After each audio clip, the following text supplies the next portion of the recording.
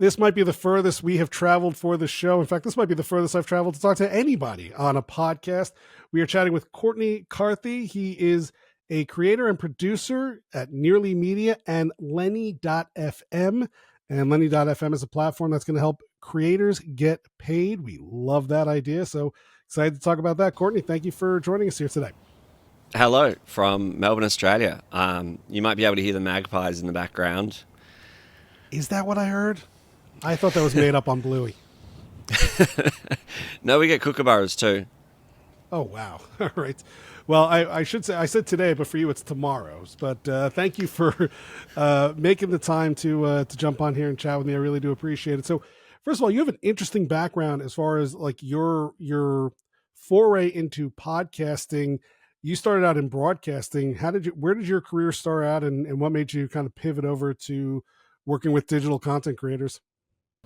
So I did student radio at uni because my housemate just dragged me into the studio one day and said, you've got to get work experience if you're going to get a job. And then I joined the ABC straight out of uni and then spent sort of almost 10 years there and was always interested in the technology and audio, so how that sort of crossed over. So set up a lot of the early Facebook groups, Facebook pages and other things. And then podcasting started to come around in 2012, 2013. And then when 2014 happened and you got Alex moving from Planet Money and Serial and, Zoe Chase and just sort of like NPR and that style kicking off, it was so compelling for me as someone who was starting to make radio documentaries early on in my career. I was at a point where I was a bit sick of my job at the broadcaster. There wasn't much going on around, and a friend and I had started an event called Inflatable Regatta, which was getting big enough that I could warrant taking 6 months off work to put my time into. And that's where we got inflatable boats, and we had about 800 of these, and people would jump in the boats and then sail down the city's river.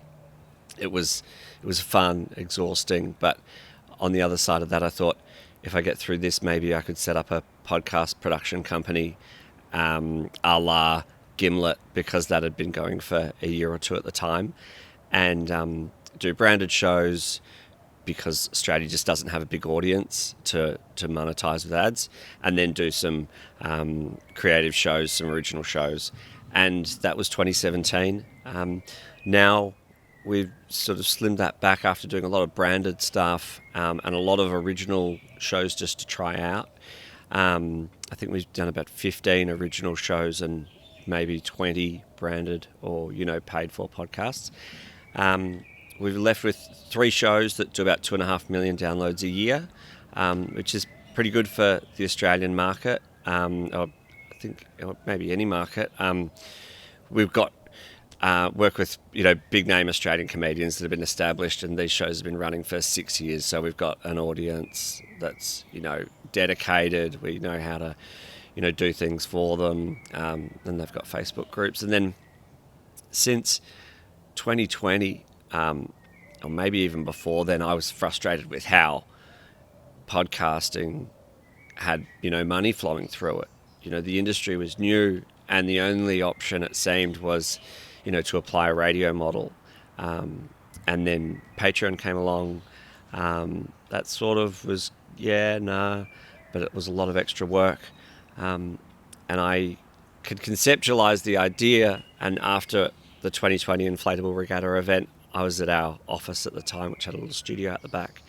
And I got a friend of mine who's a developer in, and said, what do you think about this? And I drew the concept on the board with how everything sort of flows around and why it sits outside the apps and all these other considerations. And he said, yeah, I think we can do that. That's possible. And so we started building and mucking around on and off as we all, started to have kids and get distracted, and, the world went through a pandemic. But, this year we got our act together and put it out there. People are using it. People are getting paid in Singapore, California, the UK, Australia. Podcast creators are receiving money, and that's the goal. I don't care how the money gets to them. I mean, I do, but I want it to get to them in a good way. But the ultimate, are we successful is our podcast creators getting money, and yeah, they're starting to. We just want them to get more.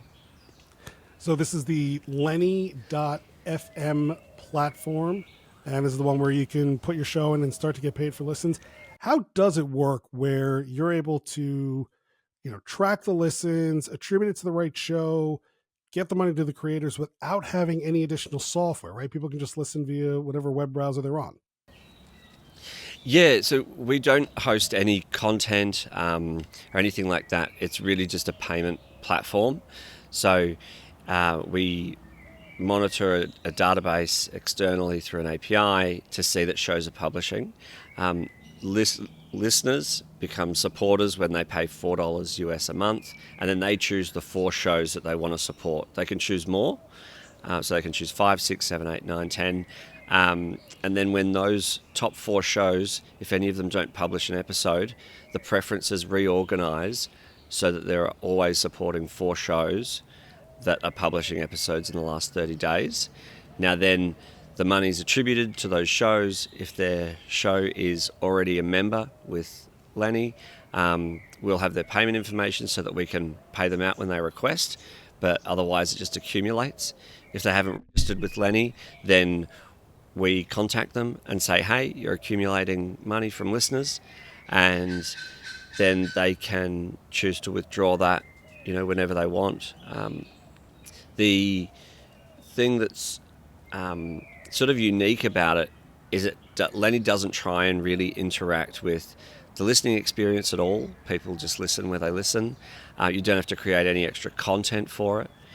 There's the core product that your listeners love is your podcast that you spend all your time thinking and making and producing and sweating over, to then go, oh well, if you want to make money you've got to do something different that's not the podcast, like a newsletter, just seemed counterintuitive to me as someone who was making a lot of podcasts, thinking like, but this is the best thing that I'm making at the moment. Why is it the last thing I can monetize?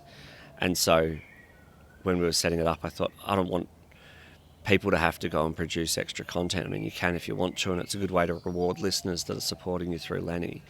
But we didn't want to make it extra work, so everything is so purposefully simple, easy, and then we're obviously contactable as well to help out with any of that. So if you're a creator, I'd say go to the creator portal, which is just creators.lenny.fm, and check it out there. So, right, anybody listening, make sure your show is on there, because you could have listeners coming around and listening to your show without you even knowing it, and you deserve to be compensated for what people are paying to do it. I guess the real question that I'm sure most podcasters want to ask is, what is the incentive for users to use Lenny for consuming content when they could probably get these shows in other places without having that $4 a month hit, which it's not a lot of money, but still there's, it's more than what they would be paying. Yeah. So, the shows would still be free, unless you put a paywall up or anything. But Lenny is just there as an option for you to say, hey, if you enjoy our show, if you want us to keep making it, help us do that by becoming a supporter. One easy way is using Lenny.fm. I mean, people can send you money in plenty of different ways, but this is just a smart way that generally heavy podcast listeners, so people that listen to more than 6 a week, can support the shows that they appreciate. Now, when you have somebody supporting your show, for the podcast creators, you can request the email addresses of the people that are supporting you, so then you can add them to your mailing list, add them to the members area of your website. You can also add in sort of like a thank you. So here's a discount code for our merch store. If you want to, buy some merch, a way of saying thanks for being supporters. If you go back to public radio, and particularly community radio, how we have it here in Australia, people get such a buzz out of their name being read out on a podcast. Like, thanks to Peter from Camberwell for your support. We really appreciate it. Like, often, and in the research that we've done, often that's enough for people to say, yeah, I've listened to hundreds of hours of content or thousands of hours of content from all of these great podcast creators. I'd like to, contribute in a way that's meaningful. And, to be blunt, when it comes to creating content, like, money is meaningful. And it's not money that's had, significant percentage chunks taken out of it by an advertising agency, a brand or anything, as it sort of like as ad money finds its way to you. If you were running ads or a sponsorship with someone, it doesn't take a lot of time like it does finding sponsorships, having been through that before. I called up a transportation, like a logistics startup once when I was trying to find founding sponsors for our one of our podcasts that was going to be about medical history. And I thought, this is a fascinating subject. I've got a great host. And the founder of this, multi-million-dollar startup that I managed to catch said, why would I want people finding out about our startup next to blood and guts? And I said, all right, fine, fair enough. But I hung up the phone and realised, like, people pay thousands to sponsor true crime podcasts, and they're absolutely graphic. But that was a miss. With Lenny, you get a better chance to directly engage with your audience. And I think that's what thinking like a radio presenter or a radio station misses in podcasting. We recently did an article about how podcasts should think more like a band than a radio presenter. So I worked in the music industry for 3 years, making podcasts about music. And I would see bands sign with our labels, and they would immediately, turn on revenue streams like merch, touring, physical sales, and licensing sales. And they knew that those 4 plus more revenue streams working together would give them an amount of money that, they could focus on making music. Podcasts and podcast creators tend to do, and there's plenty that don't, there's plenty that do many revenue streams, but tend to do one or none. And we wanted to make it really easy. So if you were using Lenny to monetize, why not set up a print-on-demand merch store as well? If you've got ads, why not? With Nearly Media, with our shows, we do ad-free episodes on Apple Podcasts for $4 a month for 2 shows, because it's easy to do and we get a couple $100 that way, and people appreciate it. All apps can't be all things to everybody because we've got such a fragmented ecosystem in terms of the 2 big apps, but then also all the other platforms people use for hosting and for hosting their audio and websites as well. What is the listener experience like? Is that an app? Is that mobile? Am I downloading the episodes? Right. One thing I do enjoy about podcasts is I download the episode, then I can get in my car and know that I'm getting interruption-free listening. Is that how Lenny works? Yeah. There's no new app at all. People listen where they listen.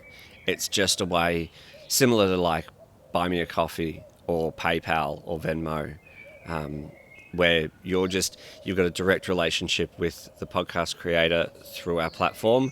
The listening experience happens on another platform or another app.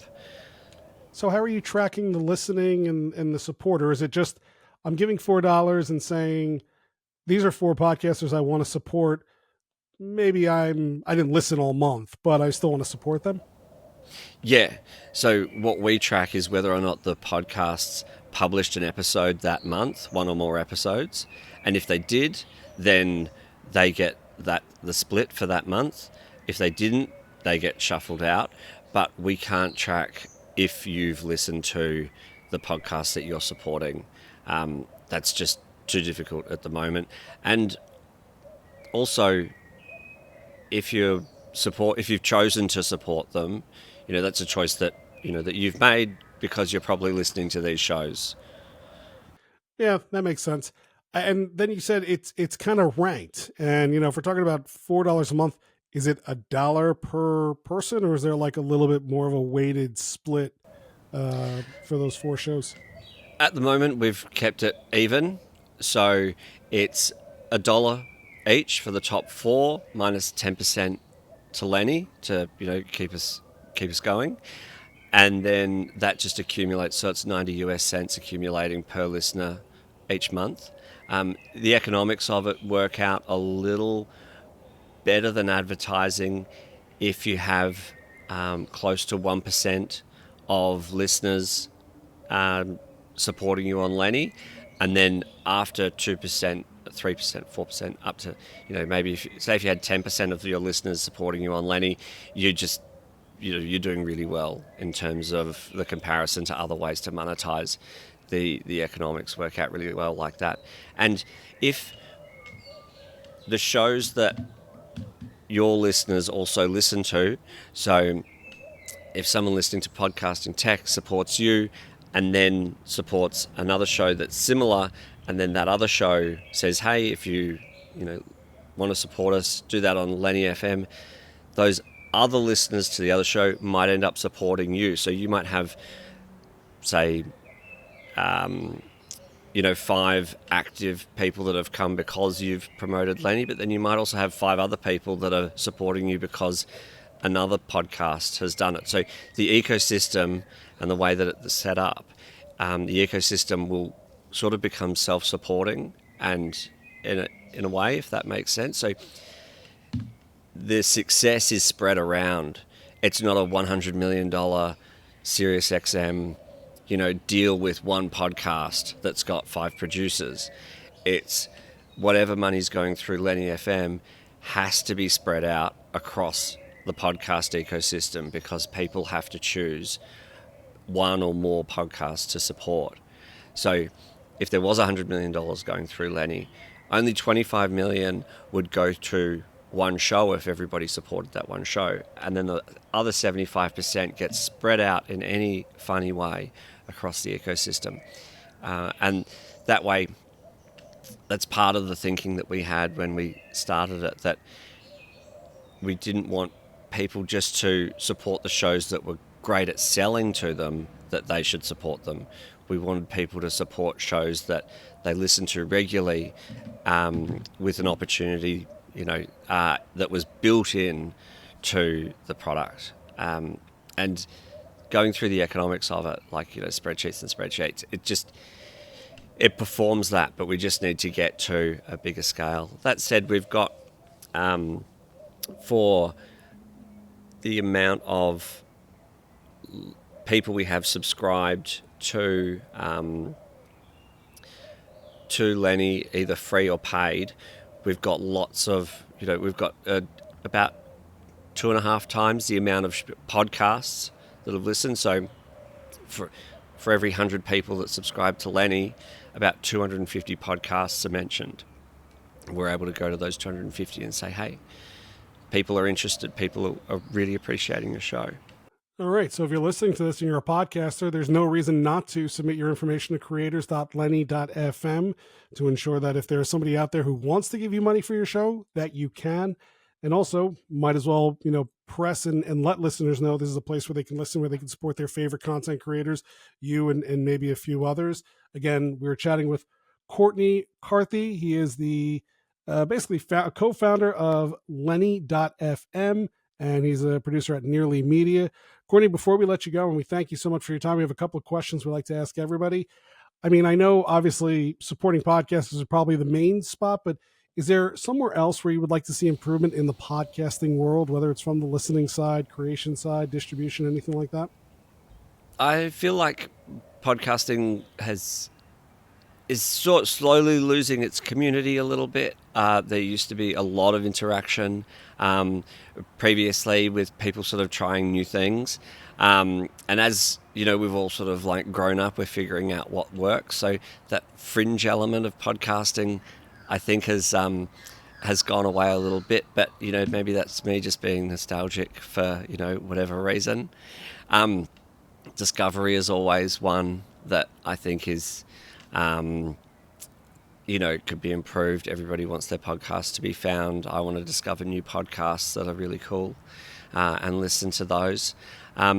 There's the collective mindset of what a podcast is, I think, should should be broken up. It doesn't.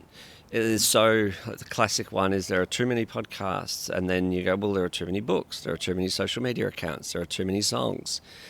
Those sort of tired cliches about podcasting just need to be rinsed out. I would one thing that's been sort of, maybe it's because I'm a little bit underslept at the moment with young children. One frustration for me is where people don't bother to get decent quality audio, and I'm not talking about people just making shows for the fun of it. I'm talking about big shows that have serious numbers of downloads and a budget behind them, not bothering to get high quality audio so that people at least sound good, or excessive introductions to shows from news programs. They're a meandering personal story from a one-on-one interview comedy podcast, like, great, but news organizations that think it's really smart to not get to the news until 3 minutes in is something that's really frustrated me lately. That sort of goes to an appreciation of the craft, and that is an absolute black hole that you can't make too many generalizations about, because podcasting has this sort of like beautiful way to splinter in all its sort of magnificence of audio texture and timing and feel, and it's relative to the listener and the host at the same time, and that's what keeps intriguing me about it, but also what is where the frustrations are born too.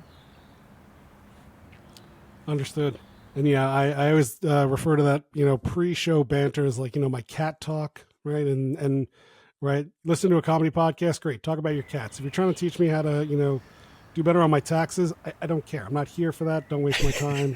There's no value in it for me to learn about your crazy cat or whatever animal you might be talking about, or whatever nonsense you are bringing up on your show. What about tech? Is there any equipment, software, hardware, or anything like that that is on your wish list, whether it's something that's out there that you don't have yet or something maybe yet to be invented? Oh, the yellow microphones. The yellow tech? Yeah, that's good yeah, stuff. They are just, I've sort of put them in the unattainable basket because they seem so expensive, but they just work. They look fantastic. I'm right up for that. Another one is the Opus clips. I tried that for the first time the other day, and that was pretty amazing how suddenly there was 25 clips just spat out.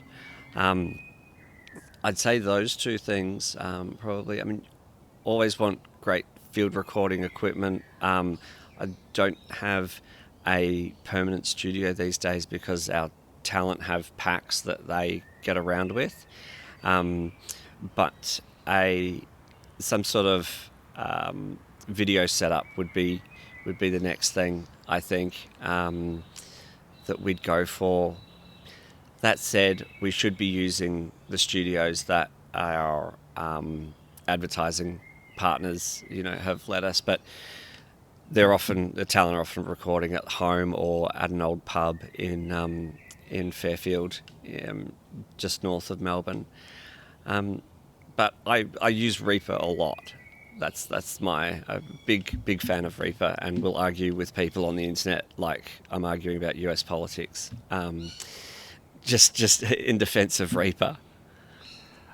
I've got something that I'll show you after the call that might be useful in your situation, so stay tuned for that.